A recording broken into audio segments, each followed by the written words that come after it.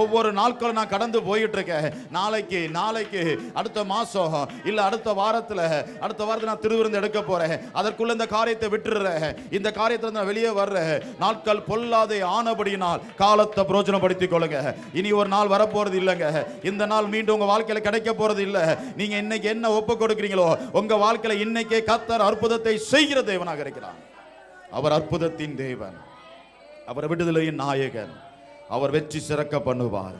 அவர் வெற்றி சிறக்க பண்ணுவார். எத்தனை பேர் விசுவாசிக்கிறீங்க? அப்பா, என் வாழ்க்கையில கர்த்தர் வெற்றி சிறக்க பண்ண போறார். அந்த கர்த்தரின் வேலை நாம் அறிய போகிறோம். கர்த்தரின் வேலை என்ன என்பதை நான் அறிய போகிறோம்.